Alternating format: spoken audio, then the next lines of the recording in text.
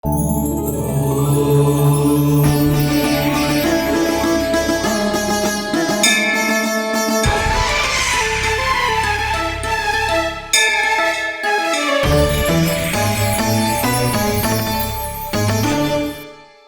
మహాశివుడి మందిరం, హృదయం నీలకంఠుడి నివాసం.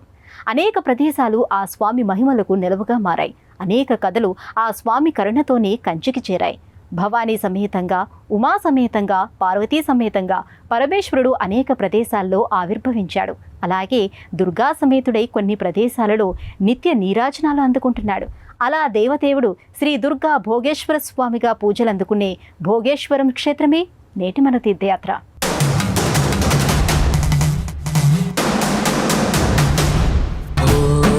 शम्भो शिव शम्भो स्वयम्भो,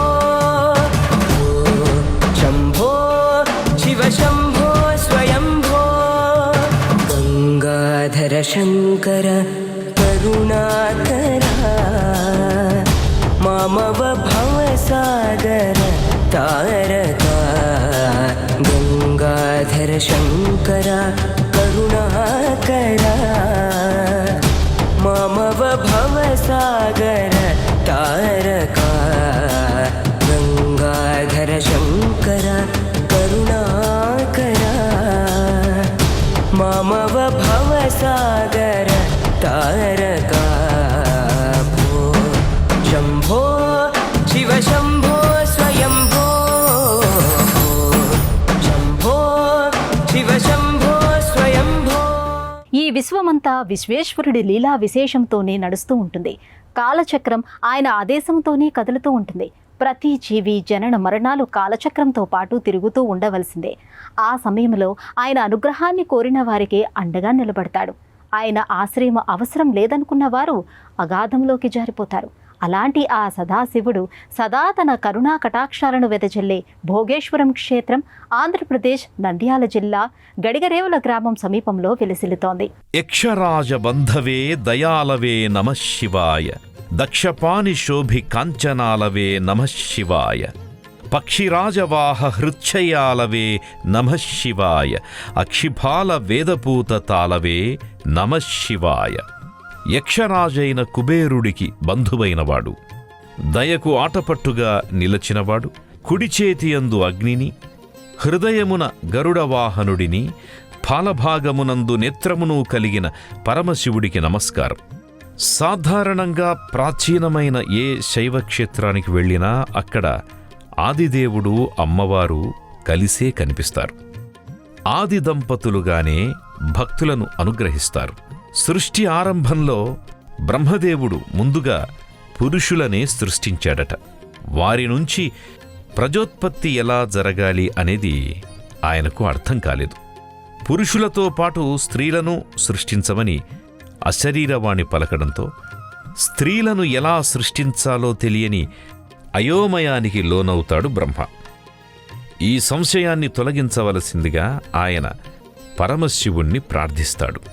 అంతటా పరమేశ్వరుడు ప్రత్యక్షమై స్త్రీ రూపం ఎలా ఉంటుంది అనేది బ్రహ్మదేవుడికి చూపించడం కోసం తనలోని సగ భాగాన్ని స్త్రీ రూపంగా చూపించాడట. అప్పుడు బ్రహ్మదేవుడు అర్ధనారీశ్వర రూపంలోని అమ్మవారిని ప్రార్థించి స్త్రీని సృష్టించడానికి తగిన శక్తిని, జ్ఞానాన్ని ప్రసాదించవలసిందిగా కోరతాడు. అలా జగన్మాత అనుగ్రహంతోనే స్త్రీని సృష్టించడం మొదలుపెట్టాడని ఆధ్యాత్మిక గ్రంథాలు చెబుతున్నాయి. श्रीहरं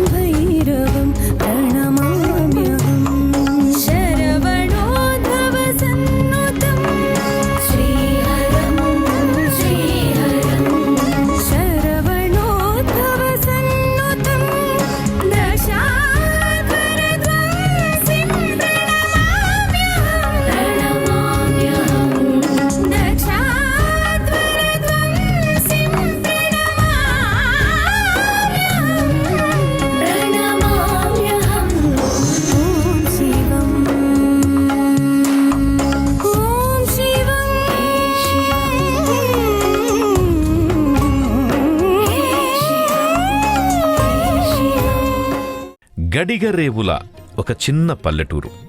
ఇక్కడికొచ్చేవారు ఇక్కడ ఇంత పెద్ద ఆలయం ఉంటుందని గాని, దీని వెనుక 1000 ఏళ్ల నాటి చరిత్ర ఉందని గాని తెలిసి ఆశ్చర్యపోతారు.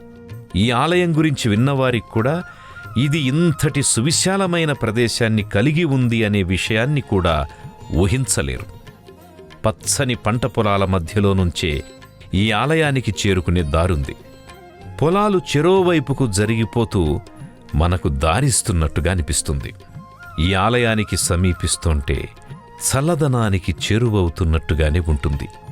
అంతగా ఆ ప్రదేశమంతా ఎత్తుగా పెరిగిన వివిధ రకాల చెట్లతో కనిపిస్తుంది.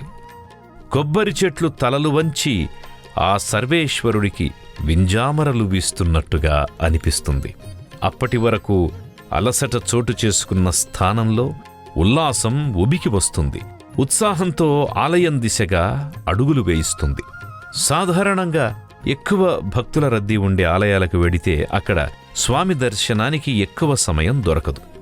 ప్రదక్షిణం నుంచి ప్రసాదం వరకు అంతా హడావిడిగా జరుగుతుంది. కానీ ఈ క్షేత్రంలో మాత్రం తాపీగా ప్రదక్షిణలు చేసి తీరిగ్గా ప్రసాదాన్ని ఆస్వాదిస్తూ మరీ తీసుకోవచ్చు.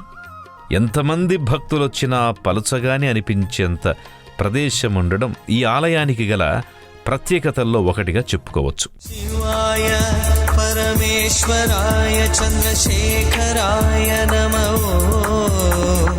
భవాయ గుణసంభవాయ శివతాండవాయ నమో శివాయ పరమేశ్వరాయ చంద్రశేఖరాయ నమో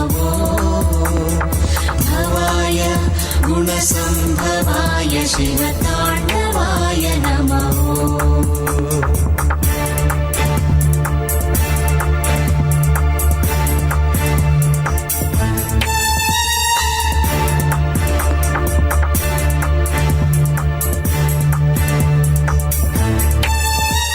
పరీక్షిత్ మహారాజు పాముకాటు కారణంగా చనిపోవటం, ఆయన కుమారుడైన జనమేజయ మహారాజు సర్పయాగం చేయటం, ఆ కారణంగా అనేక సర్పజాతులు ఆ యాగంలో ఆహుతి కావటం జరిగిందని పురాణాలు చెబుతున్నాయి. ఆ దోష పరిహారం కోసం ఆయన ఇక్కడి భోగేశ్వరుడిని పూజించాడని అంటారు. దీనిని బట్టి ఈ క్షేత్రం ఎంత ప్రాచీనమైనదనే విషయం అర్థం చేసుకోవచ్చు. రాజగోపురంలోంచి లోపలికి అడుగుపెట్టిన తర్వాత ఈ ఆలయం ఎంత పెద్దదో, ఎంతటి ప్రాచీనమైనదో అర్థమవుతుంది.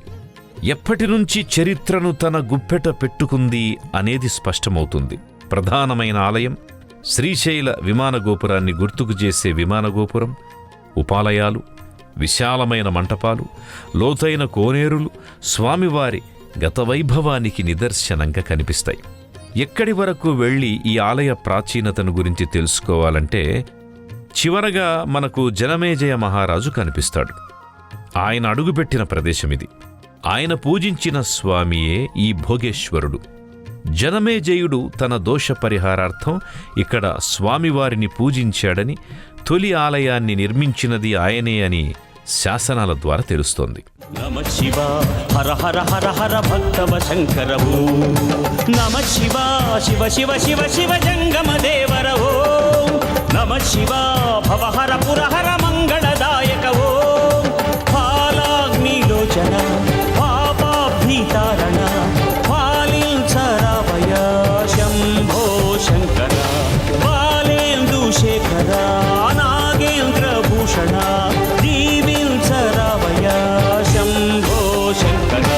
నమ శివ ధిమి ధిమి ధిమి ధిమి తాండవ శంకరవో నమ శివ హర హర హర హర భక్తవ శంకరవో.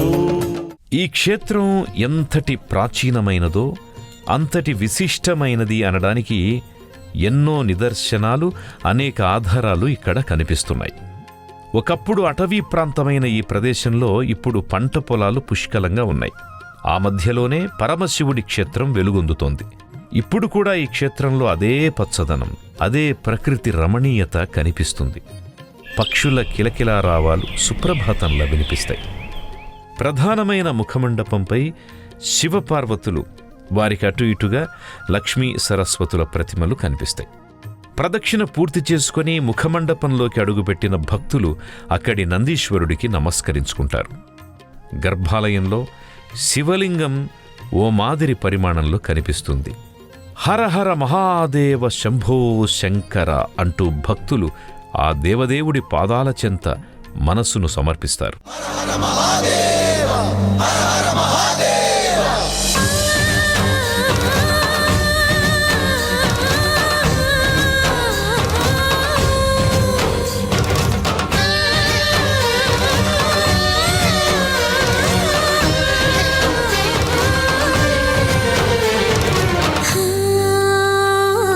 అంతకాంతని సతి అగ్నితప్తమైనది, నేను త్యాగమిచ్చి తాను నీలో లీనమైనది.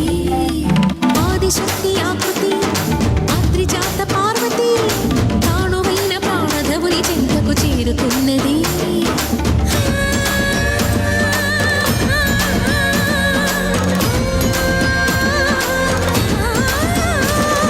భవుని భువికి తరలించేలా, ధరణి దివిని తలపించేలా, రసతరంగిణి వేళ, ఎదిని నృత్యరతులు చేయగలిగే వేళ. గర్భాలయంలోని స్వామికి భోగేశ్వరుడు అనే పేరు ఉన్నప్పటికీ ఆయన నిరాడంబరంగానే కనిపిస్తూ ఉంటాడు. తనని వెతుక్కుంటూ వచ్చిన భక్తులకు ఇహంలో భోగాలను, పరంలో ముక్తిని ప్రసాదిస్తూ ఉంటాడు. చూడటానికి ఈ క్షేత్రం మారుమూల ప్రాంతంలో ఉన్నట్టుగా అనిపించినప్పటికీ ఈ క్షేత్రం ఎంత మహిమాన్వితమైనదనేది తెలియజేయటానికి ఇక్కడ ఒక కథ వినిపిస్తూ ఉంటుంది. అదే అన్నా చెల్లెళ్ళ కథ. ఇక్కడ ఈ ఆలయ ప్రాంగణంలో మనకు కనిపిస్తున్న అన్నా చెల్లెళ్ళు వీరే. పూర్వం ఇక్కడికి సమీపంలో మామిడోనిపల్లె అనే ఒక గ్రామం ఉండేది. ఆ గ్రామానికి చెందిన నిరుపేద దంపతులకు సంతానంగా ఒక ఆడపిల్ల, ఒక మగపిల్లాడు కలుగుతారు. తల్లిదండ్రులు చనిపోవడంతో ఆ పిల్లలు దిక్కులేని వారవుతారు. అయితే వేరువేరు ప్రాంతాలకు చెందిన 2 కుటుంబాల వారు ఆ పిల్లల్ని తాము పెంచుతాము అని తీసుకుని వెళ్ళిపోతారు. అన్నా చెల్లెళ్ళే అయినప్పటికీ ఒకరినొకరు గుర్తుపట్టుకోలేని పరిస్థితి. ఆ ఇద్దరిని పెంచుతున్న కుటుంబాల వారు అనుకోకుండా కలుసుకోవడం, వాళ్ళిద్దరికీ వివాహాన్ని జరిపించాలని నిర్ణయించుకోవడం, పెళ్లిపీట లెక్కించడం జరిగిపోతుంది. వివాహమైన రోజునే ఎవరి తల్లిదండ్రుల గురించి వారు చెప్పుకుంటారు. ఆ సమయంలోనే తాము అన్నా చెల్లెళ్ళం అనే విషయం వారికి తెలుస్తుంది. జరిగిన దానికి అందరూ కూడా చాలా బాధపడతారు. అన్నా చెల్లెళ్ళు అక్కడికి సమీపంలో ఉన్న ఋష్యశృంగ మహర్షి దగ్గరికి వెళ్లి జరిగింది చెబుతారు. పాప విమోచన మార్గం సెలవీయమని కోరతారు. పసుపు బట్టలతో, కొంగుముడితో వివిధ క్షేత్రాలను దర్శిస్తూ అక్కడి పుణ్యతీర్థాల్లో స్నానాలు ఆచరించమని ఆ మహర్షి వారికి చెబుతాడు. ఎక్కడైతే వారి బ్రహ్మముడి విడిపోతుందో అక్కడితో వారి పాపం పరిహారమవుతుందని అంటాడు. అలా పసుపు బట్టలతోనే అక్కడుంచి బయలుదేరిన ఆ అన్నా చెల్లెళ్ళు అనేక క్షేత్రాల్ని దర్శిస్తూ వెళతారు. అనేక తీర్థాలలో పుణ్యస్నానాలు ఆచరిస్తారు. అలా చాలా కాలం తరువాత ఈ క్షేత్రానికి చేరుకుంటారు. ఈ క్షేత్రాన్ని ఆనుకొని ప్రవహిస్తున్న నీటిలో స్నానమాచరించి భోగేశ్వర స్వామి దర్శనం చేసుకుంటారు. అంతే, ఆ క్షణమే వారి బ్రహ్మముడి విడిపోతుంది. అలా వారికి పాప విమోచనం కలిగించిన దివ్యక్షేత్రమిది. మే ద్వేషరాగౌ మే లోభమోహౌ మదో నైవ మే నైవ మాత్సర్యభావః న ధర్మో న చార్థో న కామో న మోక్షః చిదానందరూప శివోహం శివోహం చిదానందరూప శివోహం శివోహం శివోహం శివోహం శివోహం శివోహం.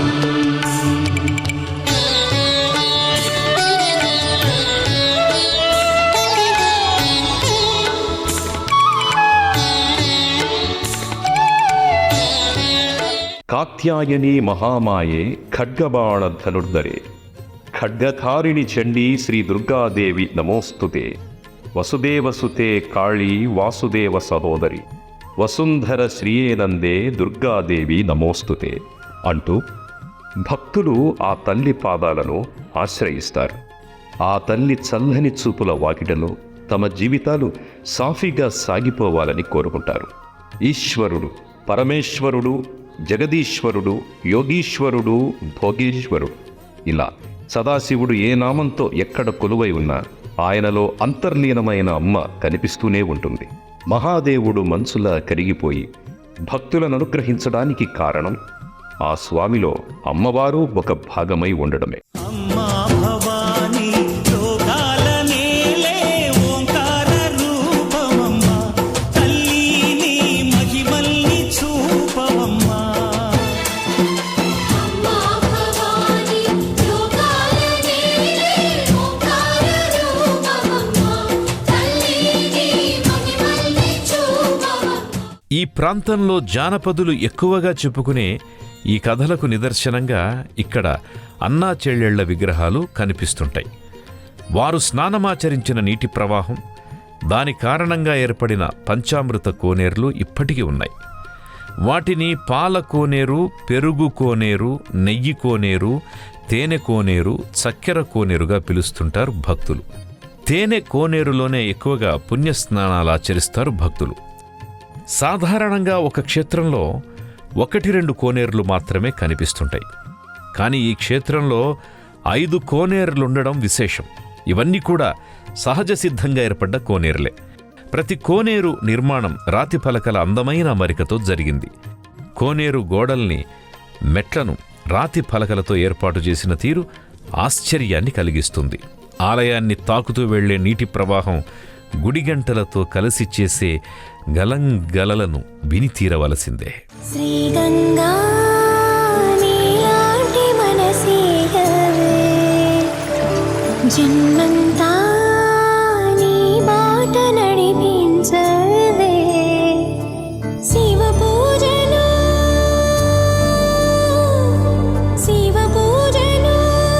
కరుణించవే, ప్రియ సేవలో తరించబడవీయవే. ప్రశాంతమైన ఆహ్లాదకరమైన ఈ ఆలయ ప్రాంగణంలో అమ్మవారు దుర్గాదేవిగా, శ్రీచక్ర రూపిణిగా దర్శనమిస్తుంది. ఒకవైపున నాగదేవతల ప్రతిమలు, మరోవైపున కాలభైరవుడు కొలువే కనిపిస్తాడు. ప్రత్యేకమైన మందిరంలో ఏర్పాటు చేసిన నవగ్రహ మంటపం కూడా ఇక్కడ కనిపిస్తుంది. జనమేజయుడే తన దోషం నుంచి బయటపడటం కోసం ఆశ్రయించిన క్షేత్రం కనుక ఇక్కడ దేవీ దేవతలను పూజించడానికి భక్తులు తరలివస్తారు. ప్రతి మంగళ, శుక్రవారాల్లో విశేషమైన రోజుల్లోనూ ఇక్కడ శ్రీచక్రానికి కుంకుమార్చన చేస్తారు. సర్పదోషాలున్నవారు ఇక్కడి నాగదేవతల్ని సేవిస్తారు. ప్రత్యేకమైన మందిరంలో కొలువైన కాలభైరవుడి అనుగ్రహాన్ని కోరుకుంటారు. ఆయనే ఇక్కడి క్షేత్రపాలకుడు. ఆయన ఏర్పాటు చేసిన శక్తి వలయాల పరిధిలో, ఆయన పర్యవేక్షణలోనే అంతా నడుస్తూ ఉంటుంది. కార్తీక మాఘమాసాల్లో ఈ క్షేత్రానికి తరలివచ్చే భక్తుల సంఖ్య ఎక్కువగా ఉంటుంది. శివరాత్రి రోజున ప్రత్యేకమైన పూజలు, సేవలు నిర్వహిస్తారు. ఆ సమయంలో గ్రామోత్సవానికి ఉపయోగించే రథం చూస్తే అందమైన పుష్పక విమానంలా అనిపిస్తుంది. ఆ రోజున ఇక్కడ జరిగే ఎడ్ల పందాలను తిలకించడానికి చుట్టుపక్కల గ్రామాల నుంచి పెద్ద సంఖ్యలో భక్తులు తరలివస్తారు. ఇక అనునిత్యం ఇక్కడ అన్న సంతర్పణ జరుగుతూ ఉండడం విశేషం. కుండలీకృత కుండలేశ్వర కుండలం వృషవాహనం నారదాది మునీశ్వర స్తుత వైభవం భవనాశనం అంధకాంతకమాశ్రితామరపాదపం మదనాంతకం చంద్రశేఖరమాశ్రయే మమ కిం కరిష్యతి వై యమః పంచపాదవ పుష్పగంధపదాంబుజద్వయశోభితం ఫాలలోచన జాత పావక దగ్ధమన్మథ విగ్రహం. ఒకవైపున జనమేజయుడి కాలం నాటి కథ, అందుకు సంబంధించిన ఆధారాలుగా కనిపించే శాసనాలు. మరోవైపున అన్నా చెల్లెళ్లకి సంబంధించిన గాథ, అది నిజమేనేమో అన్నట్టుగా కనిపించే వారి విగ్రహాలు. ఇంకోవైపున ప్రాచీన కాలం నుండి పేర్కొన్న సెలయేరు, అది ఇప్పటికీ గలగలమని పారుతున్న తీరు. ఇవేవీ కల్పితం కాదు అనడానికి ఇంతకు మించిన నిదర్శనం లేదు. మహాదేవుడి స్థలమహత్యానికి ఇంతకు మించిన నిర్వచనం లేదు. నంద్యాలకి అన్ని ప్రాంతాల నుంచి బస్సు, రైలు మార్గాలున్నాయి. నంద్యాల నుంచి వయా పోలూరు, కొరటమద్ది గ్రామం మీదుగా భోగేశ్వరాన్ని చేరుకోవచ్చు. కొరటమద్ది గ్రామం నుంచి 4 కిలోమీటర్ల దూరంలో ఉన్న భోగేశ్వరానికి స్థానిక వాహనాల్లో చేరుకోవచ్చు. ఇక ఆలయ దర్శన వేళల విషయానికొస్తే ఉదయం 6 గంటల నుంచి 11 గంటల వరకు, సాయంత్రం 5 గంటల నుండి రాత్రి 9 గంటల వరకు భక్తుల సందర్శనార్థం ఆలయం తెరిచే ఉంటుంది. ఈటీవీ లైఫ్ ఆధ్యాత్మిక ఛానల్ తీర్థయాత్రలో మరో ఆలయ సందర్శనముతో మళ్ళీ కలుసుకుందాం. అంతవరకు సెలవు. నమస్కారం.